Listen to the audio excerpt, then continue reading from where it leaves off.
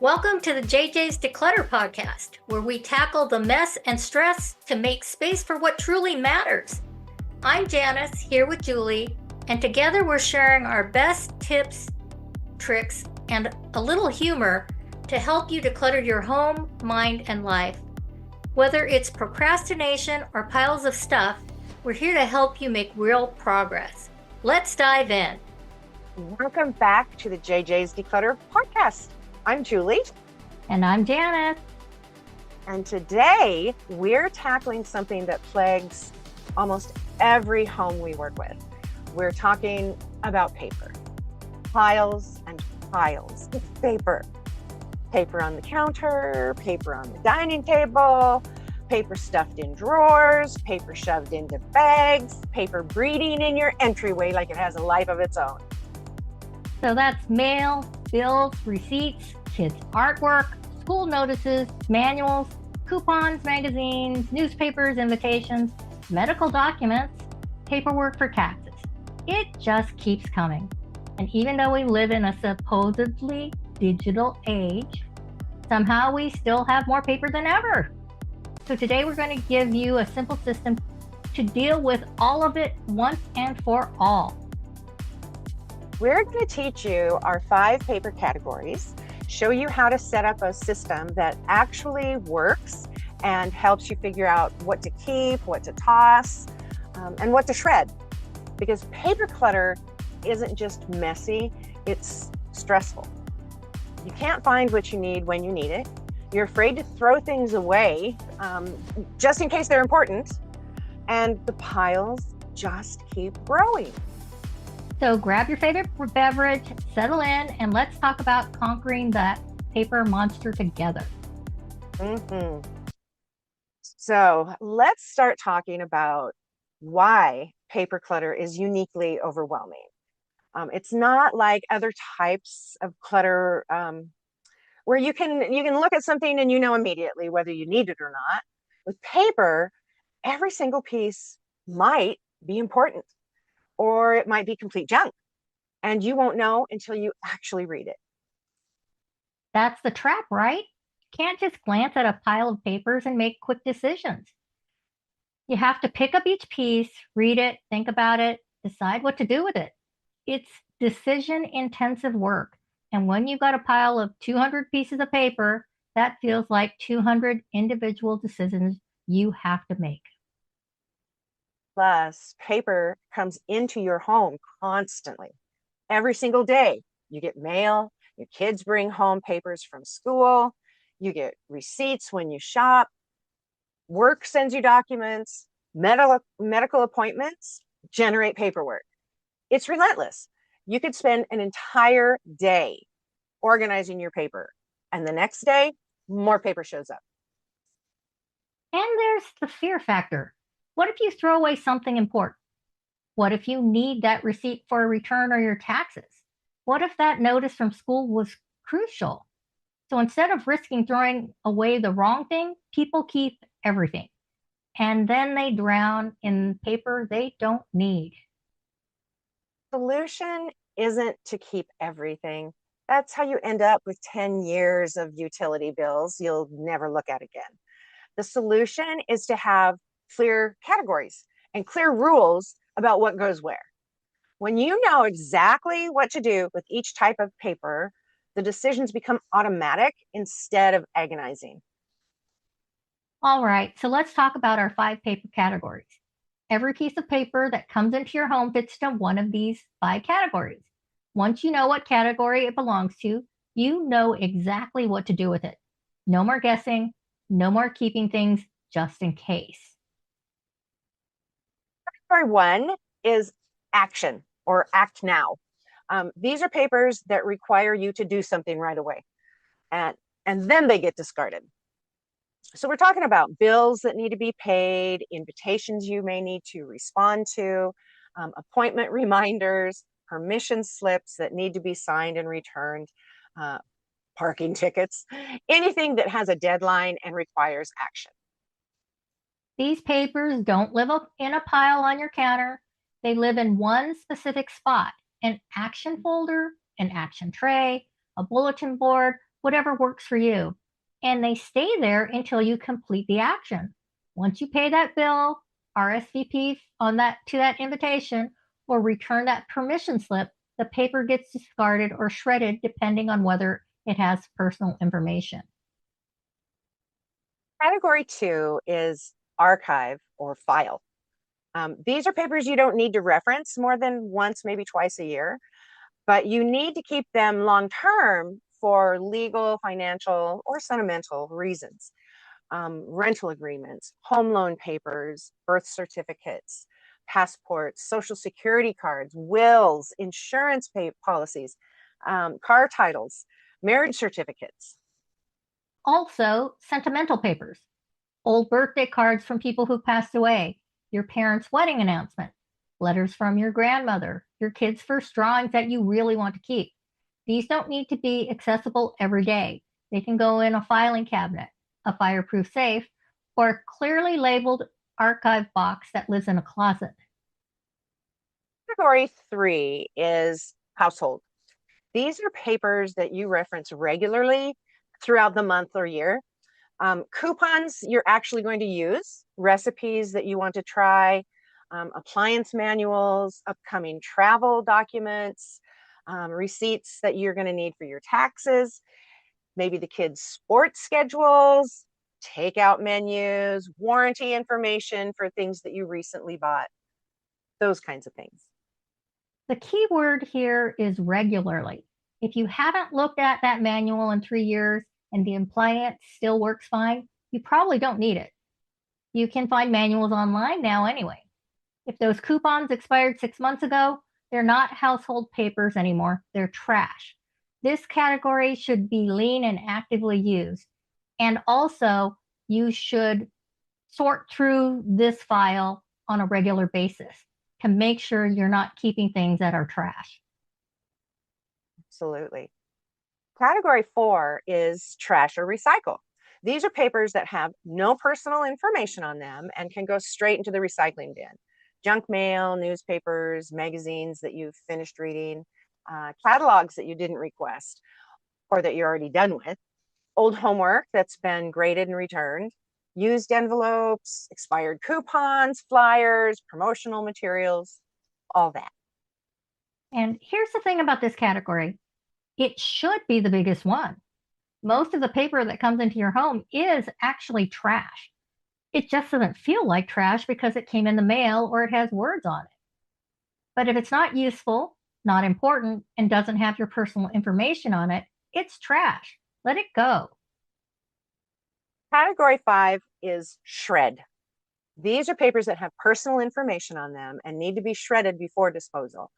Paid bills with your account numbers, old bank statements, credit card offers with those pre-approved codes, medical documents with your information, US tax returns that are older than 7 years, anything with your social security number or financial details. You need a shredder. It doesn't have to be fancy, but you need one because identity theft is real and throwing bills into the recycling bill with your information on them is just asking for trouble. I mean, you could get a scissors and do that if you got a lot of time, but just get a shredder. If you don't have a shredder, many office supply stores and banks offer shredding services, or you can get an inexpensive cross-cut shredder for home use. Some people in more rural areas may have burn barrels, which is a great option too. And in your community, they may have free shred days that you can bring your box to and do it all at once. So now that you know the 5 categories, let's talk about setting up a physical system in your home to handle them. You need designated spots for each category, not piles, not I'll figure it out later, actual specific spots where each type of paper lives. For action papers, you need something visible and accessible. This could be a vertical file sorter on your kitchen counter, a bulletin board by the door, a tray on your desk, or even a clipboard hanging on the wall. The key is that you see it every day so you actually remember to take action. Out of sight is out of mind with action papers. Mm-hmm. For archive papers, you need secure storage that's not in your daily living space. A filing cabinet with clearly labeled folders works great. So does a fireproof safe for your most important documents, like birth certificates and passports, or a sturdy archive box with dividers labeled clearly and stored in a closet or on a shelf. For household papers, you need accessible storage near where you'll use them. So recipes near the kitchen, manuals near the appliances, or in a kitchen drawer. Kids' schedules on the fridge, coupons in your purse or car. These papers should be easy to grab when you need them, but not cluttering up your main surfaces. Trash and recycle, you need a bin, ideally right where you sort your mail. Stand by your recycling bin when you open mail and immediately toss the junk. Don't even let it make it to your counter. The faster you can get trash out of your house, the less it clutters your space. And for Mhm. me, I have to walk out to the road to get my mail, and I have it sorted by the time I get back in the house. And so I usually will go directly to the recycle bin, and all that junk stuff goes in there. And for shred, keep a bag or box near where you sort mail. Just toss items that need shredding in there, and when it gets full, have a shredding session. Or if you process mail near your shredder, just shred as you go. Either way works as long as papers with personal information don't end up in regular trash. Now, I don't have a lot of papers to shred, and we've got a really good shredder at my work. So I will put them in a folder in my work bag. And when I go to work every couple of weeks, I shred whatever I need to. That's awesome. All right, so you've got your categories and you've got your system set up. Now it's time to actually deal with the existing paper piles in your home. And yes, we know you have them. We all do. So here's how to tackle them without losing your mind. Set a timer for 12 minutes or hashtag decluttering dozen. Not an hour, not all afternoon. 12 minutes. Grab your biggest, most annoying paper pile and start sorting it into your 5 categories: action, archive, household, trash, shred. Move quickly. Don't read every word of every document. Just make a quick decision about which category it belongs to. You pick up a paper and you can't immediately tell what it is or which category it fits, there's a good chance it's trash. Papers that are actually important make themselves known pretty quickly. If you're squinting at something, trying to figure out why you kept it, you probably don't need it. When your timer goes off, stop sorting. Take your trash to the recycling bin right away. Put your shred items in the shred box or bag. File your archive items, or at least put them in a to be filed folder that you'll deal with later. Put action items in your action spot, and put household items where they belong. And tomorrow or the next day, do another decluttering dozen session on the next pile. Another idea is to do one in the morning and then maybe another one in the afternoon. So you're doing small, doable doses. You didn't accumulate all this paper in one day, so you don't have to sort it all in one day either. 12 minutes here, 12 minutes there, and before you know it, your paper piles are gone. Once you've sorted your existing paper piles, the key is keeping up with new paper as it comes in. This is where most people fall off the wagon. They do a big paper purge, feel amazing, and then 6 months later, they're buried in paper again because they didn't maintain the system. So here's your new daily habit. Sort mail immediately. When you bring mail into the house, don't set it down for later. Stand by your recycling bin and sorting station and deal with it right then. Junk mail goes straight to recycling. Bills go into your action folder. Important documents get filed or put in the to be filed folder. This takes maybe 3 minutes a day. 3 minutes to prevent paper piles from forming. But you have to do it every day, or at least every time you bring in the mail, because skipping one day turns into skipping a week, which turns into a new pile on your counter, and suddenly you're overwhelmed again. Also, do a weekly paper sweep. Set aside 10 minutes once a week to go through your action folder. What got completed? Discard or shred those papers. What still needs action? Keep it in the folder. What expired or is no longer relevant? Trash it. This keeps your action folder from becoming another paper pile.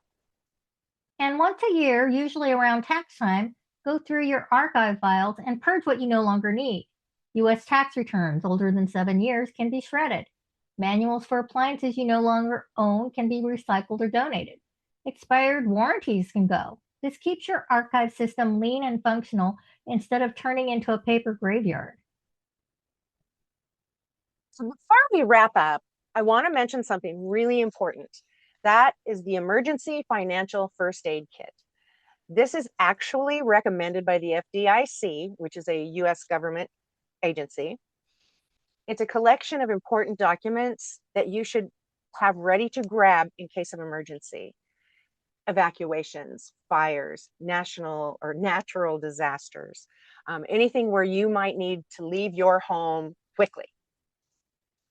So this covers things like copies of your birth certificates, social security cards, passports, insurance policies, bank account information, and emergency contacts. You can download the complete checklist from the FDIC website. Just search FDIC Emergency Financial First Aid Kit, and you'll find it.